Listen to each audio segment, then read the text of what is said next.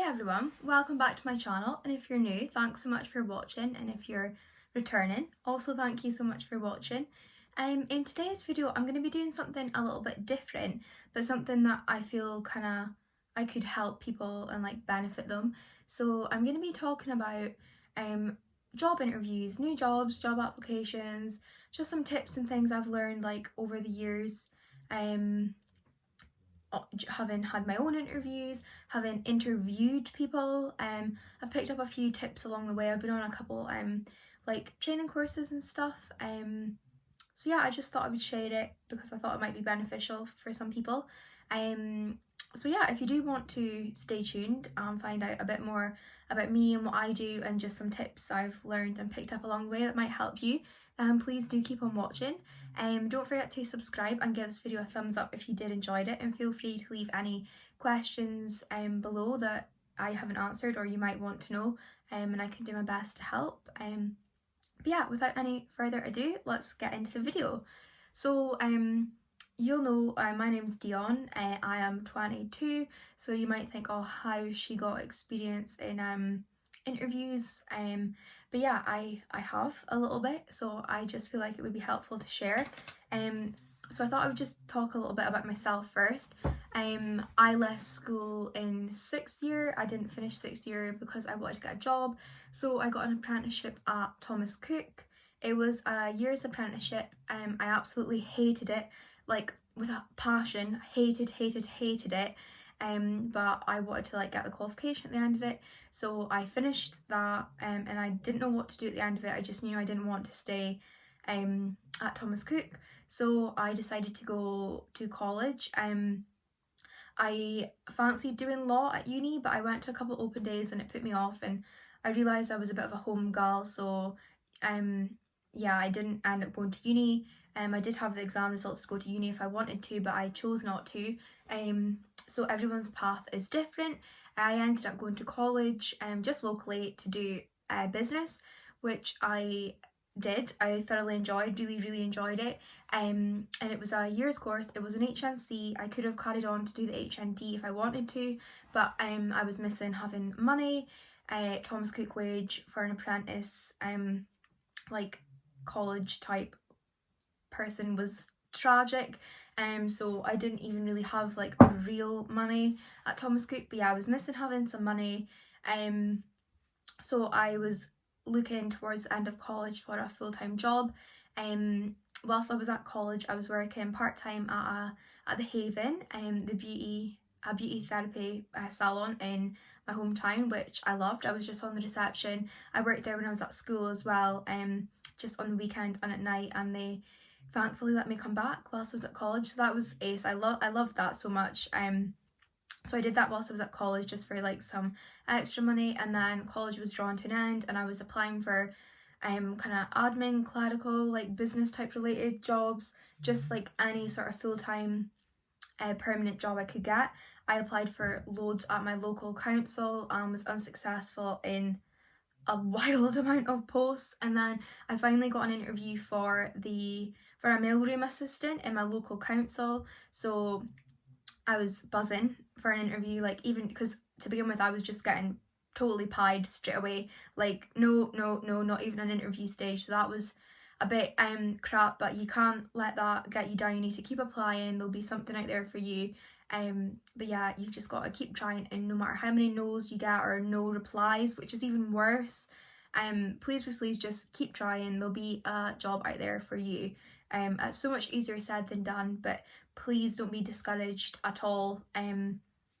Yeah, just keep trying and do your best, and your best will be good enough. So yeah, I finally got this interview, so I was super excited, and I had tonsillitis. So I was like, will I cancel? Will I go? If I go, will it show them I've got a good work ethic, or will it just make them think, what is this idiot doing here when she's clearly really unwell? So I phoned and said, look, I'm not feeling 100% great. I mean, you could hear it in my voice. Tonsillitis, if you've had it before, you'll know. But they were still happy to do the interview, so I went along, had my interview, and I was successful, so that was great.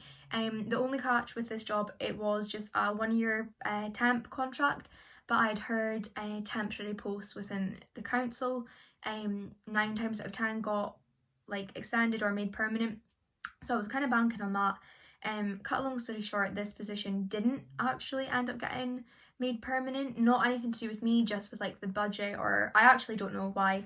But I was getting a bit stressed. It was coming to like the end of the year, and I was looking for anything again, just applying for kind of similar type jobs. Had a few interviews, wasn't successful in some of the posts, and then a clerical post came up within the council in the Planning and Building Standards department that my boss in the mailroom at the time actually showed me, because she thought I would have been like capable to do it, and it was permanent, so it was within a completely different department, but the jobs go live on a Friday, so I guess she was just flicking through them and thought, oh, why don't I try and apply for that? So I did apply for that, and the interview, oh, I was nervous, so nervous, but I ended up being successful with that. So I went up to the admin in Planning and Building Standards, and then within the admin team I have progressed.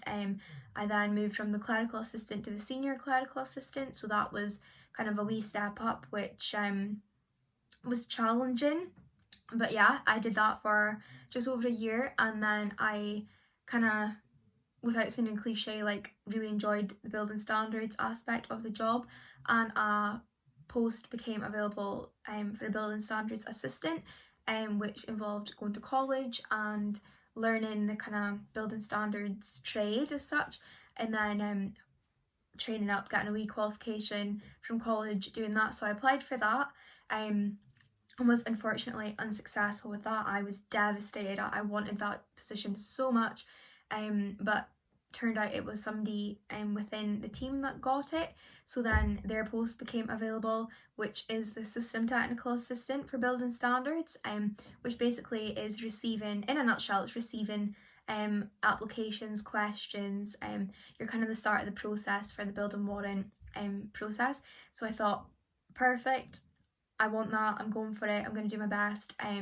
So yeah, I ended up applying for that and I was successful. So that is the position I'm in just now. I have just started, I'm absolutely loving it, I'm really enjoying it. I've landed so lucky that I've somehow ended up in a job position, kind of career aspect that I actually genuinely enjoy. Both my parents are in the kind of construction industry, so I think it's a good fit, and yeah, I'm really enjoying it.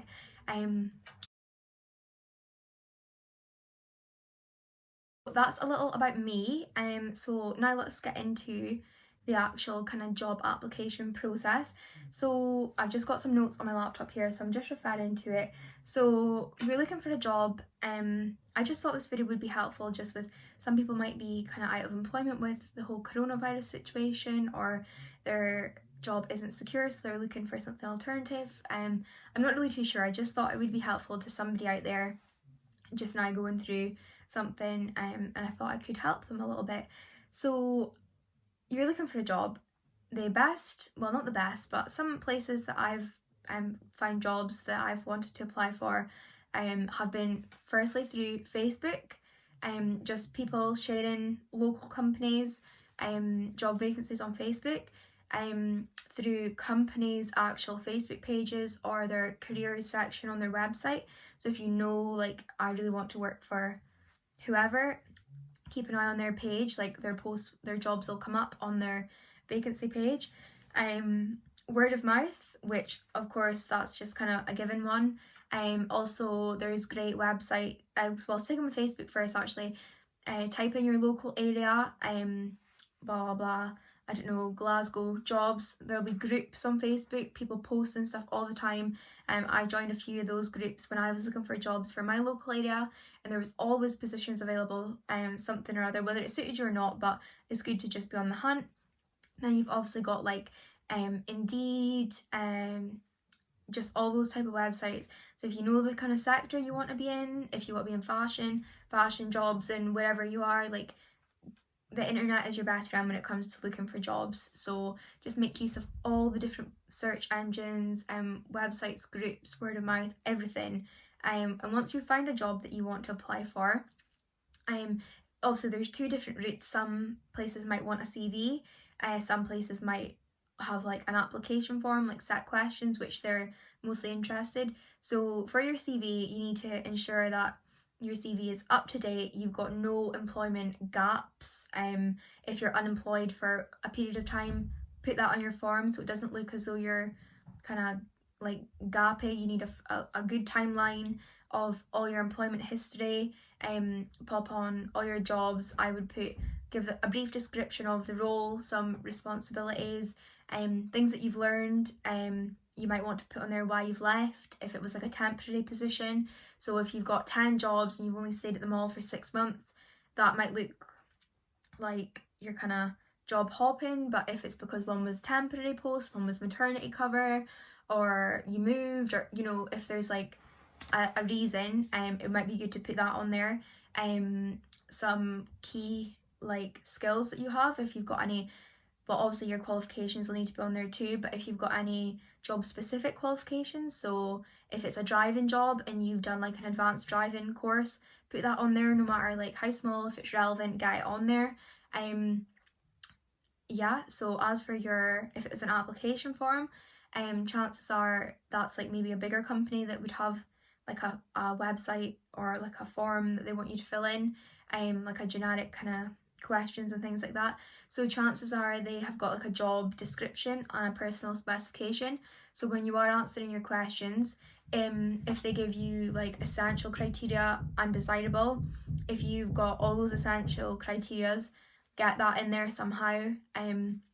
If you've got any of the desirables, say like you more than meet the essential criteria and you also have desirable criteria, sell yourself. Like, don't dull yourself down at all. Like, this is your time to shine. Like, get everything that you can do out there in the application forms.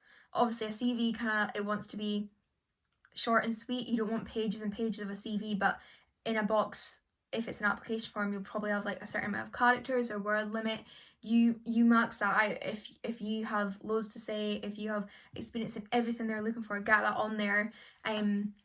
As for the person specification, if it's saying like the ideal candidate has childcare experience, if you've looked after kids before, if you've babysat, if you've done anything, just because you haven't had a job in childcare doesn't mean you don't have experience in that. So try and relate your previous roles and what you've learned to the new person specification and the essential and desirable criteria. So like in my post that I've just applied for, it said like a building standards experience, so I explained how my previous role doing the admin side of that gave me an insight into that work, and say a desirable criteria would be working in an open plan office. So obviously that's a bit of a change to working like by yourself. So if you've got experience for that, pop that in, so you've got the essential and desirable criteria. So yeah, I would typically print off those two documents, the job description and the person spec, and I would, before I wrote my application, I would kind of bullet points where I met under each of the kind of criteria that they're looking for. I would type it up, if I'm over the word count, don't worry, just type up everything and then you can edit it, take out like your joining words and ands and becauses, and you can cut it down. But yeah, that's how I find best to make sure you've covered all aspects of the criteria, the job role, the post essential and desirable criteria, and that seems to work. I personally feel like then it's kind of you're foolproof. Like, if you meet everything, how can you not get an interview? So sorry, my laptop here. Yeah, that's what I've done in my past. So you've done all that and you've been successful, you've got an interview. Firstly, congratulations, and secondly, don't panic. So there's a few things about the interview that I'd like to discuss. Firstly, try not to be nervous. I know that's a given and really dumb to say, but the way I look at it is they've given you an interview because they think you're capable. You wouldn't have gotten to the interview stage unless they think you're in with a chance of being the candidate that they want. So try and get that in your head, because like I say, they wouldn't have given you an interview if you didn't meet their criteria. So that's a good way to think of it, I personally think. So before your interview, you want to think of an outfit. This goes for boys and girls. Like, it's not just about fashion or looking nice.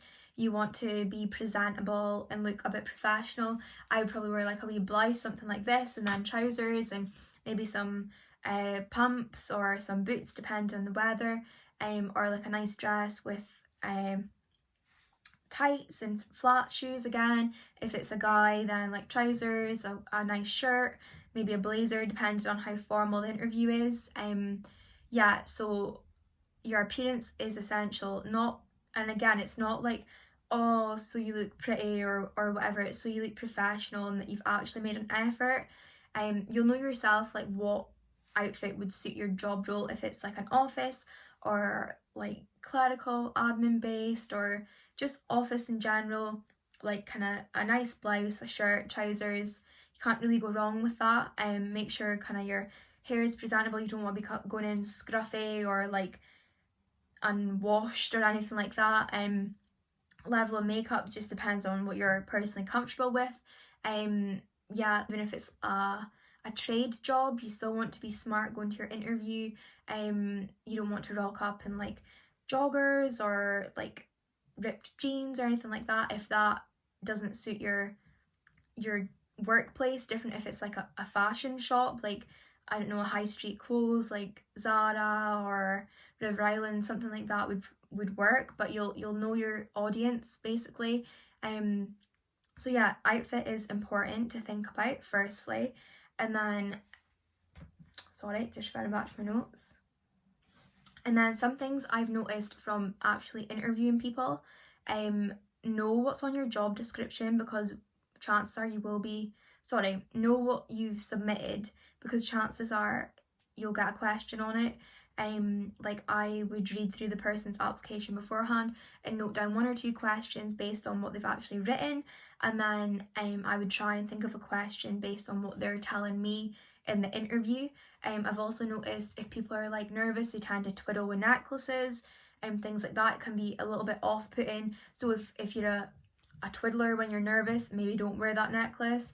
I've also found that if you don't know what to do with your hands, if you're constantly like moving them or whatever, if you bring in maybe a water bottle and like sit the water bottle between your legs so you can hold on to something so you're not like fidgeting all the time.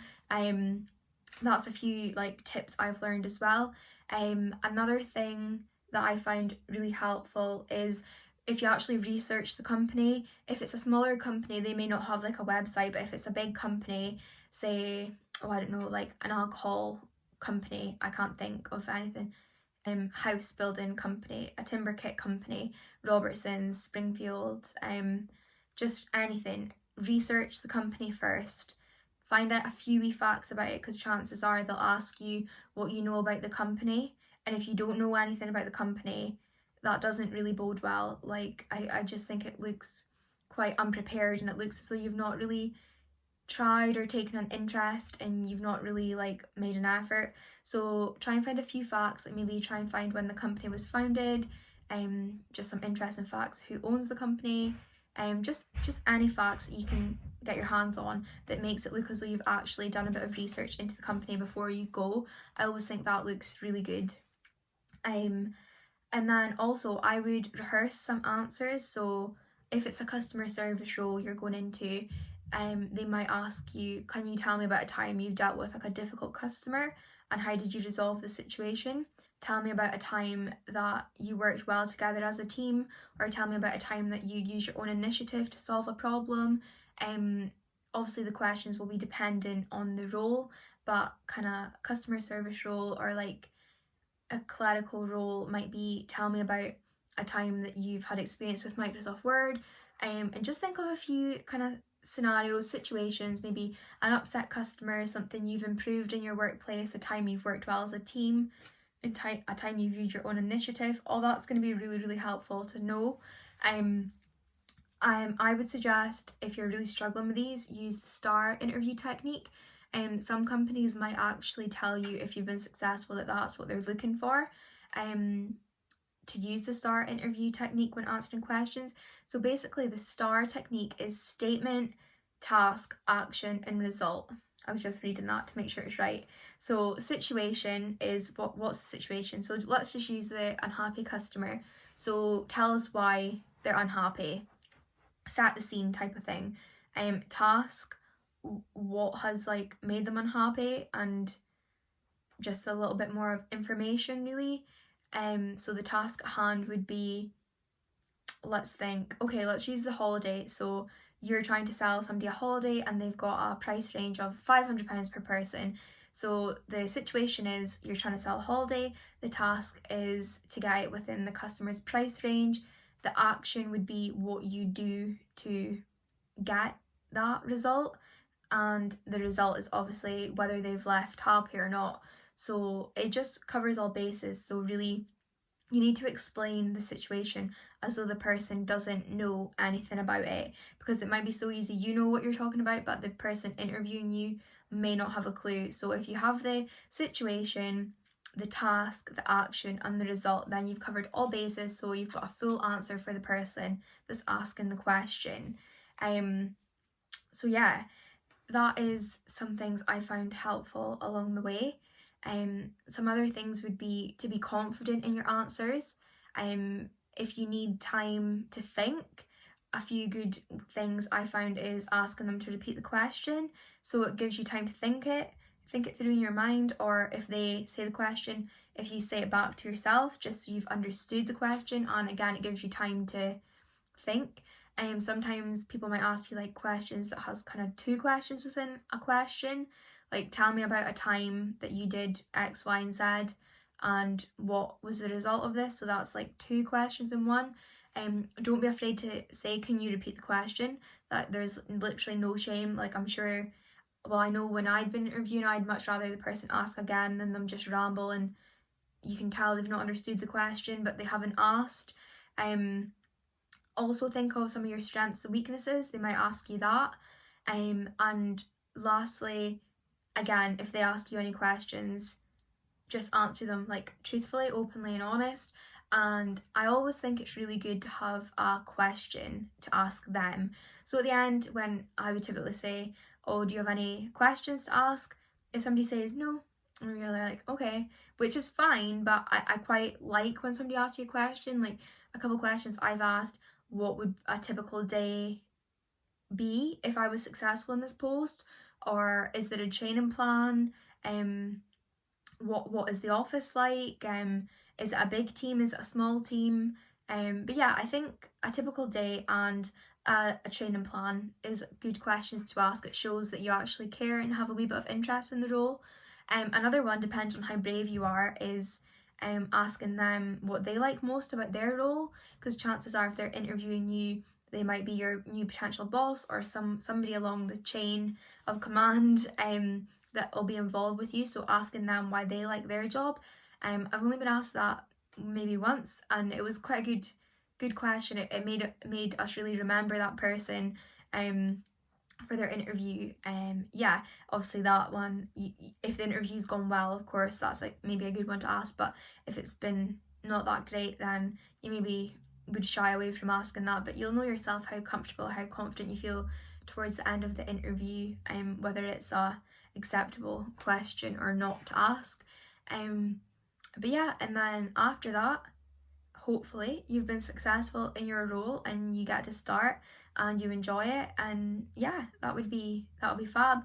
But that's everything I have to say at the minute. If any of you guys have any tips, then feel free to leave them below, or any experiences or stories of interviews gone wrong, interviews gone well. Yeah, then let me know. What I'd love to know.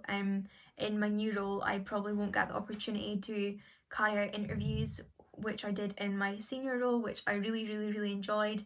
And oh, one last thing, don't forget, chances are the interviewer is nervous as well. I was so nervous on my first interview. If I messed up the question, if like I couldn't get my words out, I was so nervous as well. I felt like I was probably more nervous than some of the candidates, so just remember that they're probably as nervous as you. But yeah, that's all I've got to say on this topic, and I do hope you enjoyed this video and found it helpful in some way. And if you did, let me know, that would be great, and give it a thumbs up. Don't forget to subscribe, and I'll speak to you in the next one.